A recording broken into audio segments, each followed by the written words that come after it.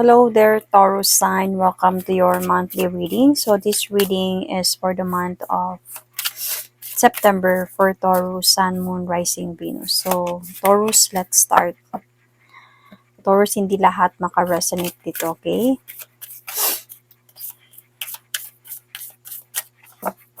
Cross-watchers, pwedeng kayo to at hindi sila Taurus sign. So bubuo na tayo ng oracle card. And this is an angel answers oracle card. Choose a new direction daw, Taurus. So, malalaman natin bakit ito yung message from your angel sa last part ng reading. So, Taurus. Past, present, future tayo, Taurus. Okay?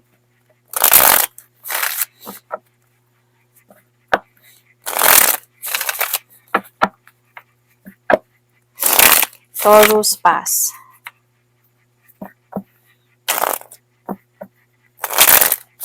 Na-aching ako talaga.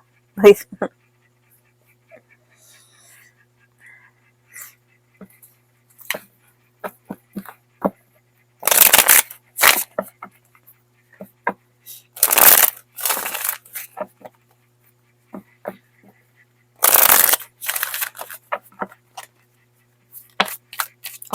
Taurus, past. Consider ko na ba to? Sige.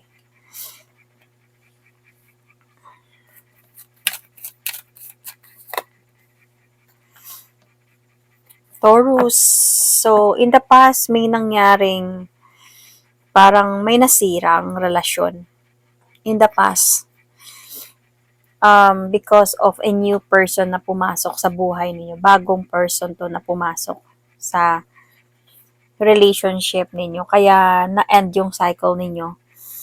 At nagiwalay kayo. Tinago niya pa to sa'yo. Matagal na kayo. Kayo yung matagal na dito.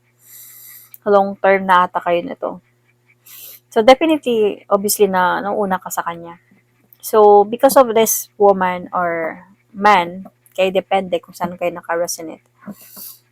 Because of this person, nasira kayong dalawa. Nasira yung pinagsamahan ninyong dalawa. And parang ginawa kanyang tanga ba, pinaniwala kanya muna sa mga bagay. Kasi matagal na kayo eh. Tapos, pumasok to sa buhay ninyo, sa relasyon ninyo. So, una, ginagawa kanyang tanga. Yung pinapaniwala kanya na walang nangyayari, ganito, ganyan. Tapos, yun pala, niloloko ka na pala niya until sa nalaman mo to. Dito na naging imbalance yung sitwasyon ninyo at dahan-dahan kayong nawasak ng person na to. So, at this present,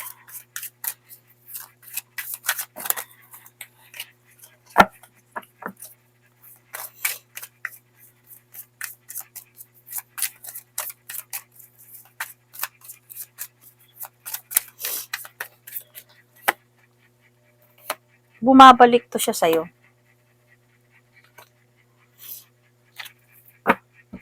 So, itong person na to right now, gusto niya makipagbalikan sa'yo.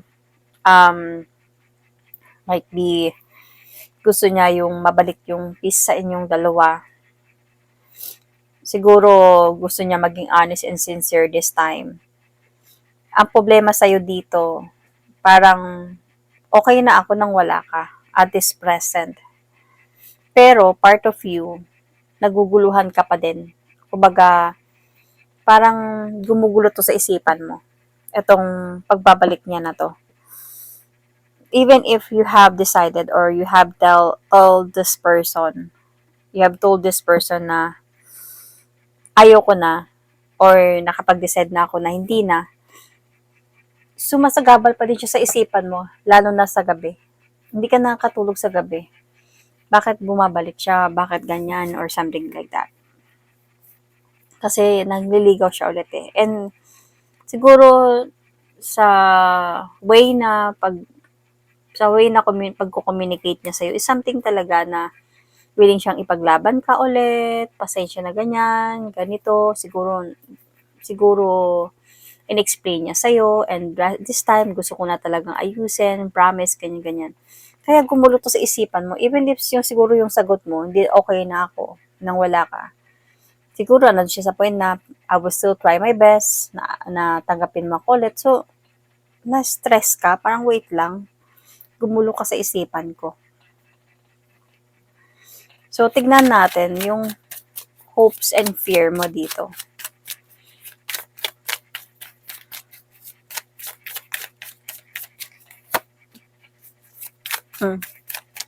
Okay.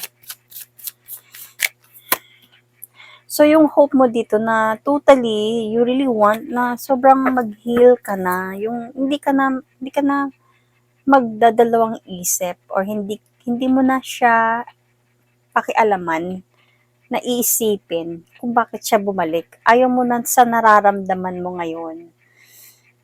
But yung fear mo that what if, kung yung bang parang sa way na gusto niyang ayusin, yung mga dapat ayusin sa inyo. Parang may takot ka dito din na, I don't know kung may fear ka ba of people will going to judge you dahil sa decision na ginawa mo, na you stand for your decision and then bumalik yung person mo at babalik ka at ano na lang yung sasabihin nila.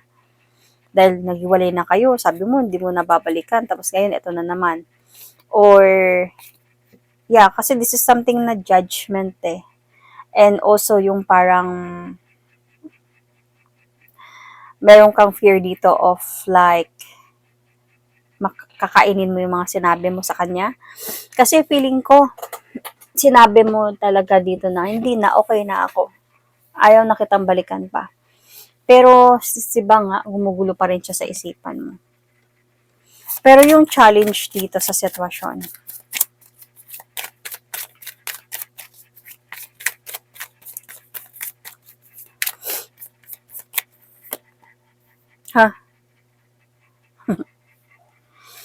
yung challenge dito is yung parang, yung kayo, di ba tumagal kayo nito?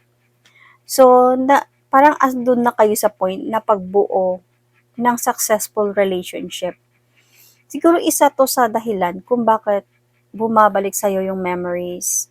Kasi nga tumagal kayo, madami kayong pinagdaanan nito. So, parang siguro naisip mo din na what if kung totoo na yung sinabi niya at ayusin niya na talaga yung pagsasama namin dalawa. At what if kung magtagumpay kami? What if kung totoo yung sinasabi niya? So, dito ka halos hindi, parang na-stress ka, anong gagawin ko? Anong desisyon ang gagawin ko? What if kung this time totoo na magkabalikan talaga yung pagmamahalan namin? Pero napagod na kasi ako. Pagod na ako mag-antay. Hindi ako sure. Parang hindi ko na siya bet. Hindi ko na bet na tanggapin to. Hindi ko na appreciate yung parang I don't want to accept the offer but yet gumugulo siya sa isipan ko. So at this present, ganito yung mga nangyayari siguro sa'yo. So let's clarify the past.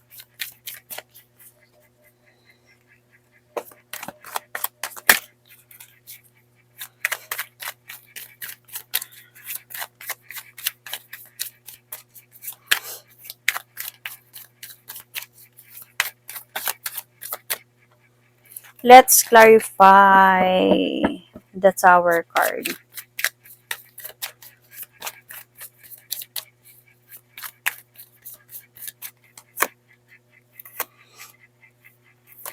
So, may nakapagsabi pala talaga sa'yo noon. Kaya kayo dahan-dahan nawasak nitong person na to. Na meron talagang relasyon, yung bago at yung person mo. So, sana lang, ito hindi to para sa lahat ha. Baka nga may nabuntis pa nga siguro talaga. So, baka lang. Kasi this could represent as responsibility. Could be, and ito yung pregnancy card. Noon naman to. So, that makes you decide talaga na hindi na, ayoko na. Halos hindi ka nakakatulog sa gabi talaga noon. You know, parang everything changed talaga. Yung pangarap mo na para sa inyong dalawa, nung nalaman mo to, parang biglang dumilim. Hindi ka na sure. And doon na kayo dahan-dahan until sa nagiwalay na nga kayong dalawa. So, yung pregnancy dito, hindi yun para sa lahat na, not specifically para sa lahat. So, at this present, let's clarify the Four of Swords.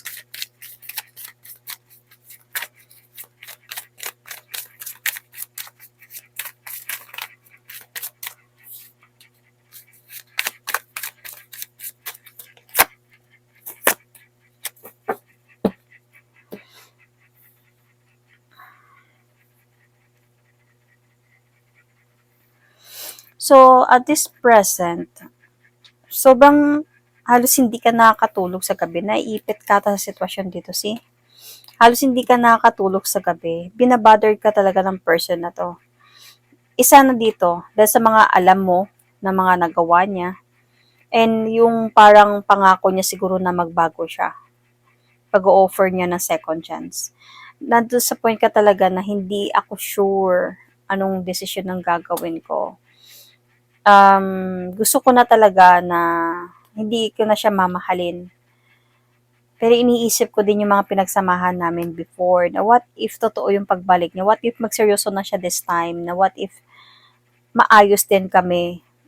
So, parang may other thing, naiisip mo din na, what if kung nagsisinungaling lang siya? What if may tinatago pa siya? Kaya gulong-gulo ka talaga ngayon.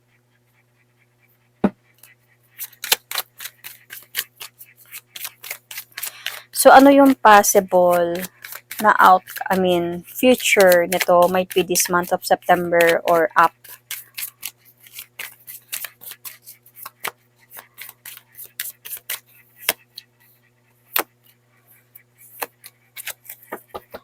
Kaya na nga ng sabi ng Oracle card, choose a new direction, is you will going to choose that new direction of your life. You will not going to accept the offer talaga. Parang siguro you will going to ask guidance sa gulo ng isipan mo, or magbibigay ba sa'yo ng sign si God, your spirit guides, the universe, your higher self, na just choose the new direction of your life. Be practical sa mga nangyari. Okay ka na ngayon, magpatuloy ka na. Kasi wala na ako nakikitang pagbabalikan pa sa inyo. So, you were going to choose the great changes of your life without this person na, kumbaga, maglalakas loob ka talaga dito not to accept the offer sa gulo ng isipan mo na hindi mo alam kung anong desisyon ang gagawin mo. Pero nilakas mo yung loob mo na okay na ako nang wala ka. So, you wanted, yes, totoo, you really want, part of you really want na magtagumpay kayo isang araw. Pero hindi ka sure na mangyayari yon. Gusto mo lang yon, pero hindi ka sure na mangyayari yon. Kasi nga, nung time na yon, nag-aantay ka sa pagbalik niya. Sabihin natin, napagod ka na eh. So, what if kung mabalik lahat ng yon? Sa pagbalik niya, totoo na ba talaga siya? So, mahirap nang magtiwala pa. Kaya, I think you made that decision na hindi na. Okay na ako nang wala siya. So, might be this month of September or up. Ito yung magiging decision mo na not to accept the offer anymore. Okay na ako nang wala siya. So, Taurus, you might be dealing here with Aries, Sagittarius, Leo, or Aries, Gemini, Scorpio. You might have, you might have Capricorn in your chart, or Leo in your chart, or Sagittarius in your chart, or Aries in your chart. So check your placements. Or you might have Pisces in your chart. Check your placements. So you might also be dealing with Sagittarius, Libra, Sun, Moon, Rising, Venus. So that is my reading for you. Taurus for the month of September, love reading.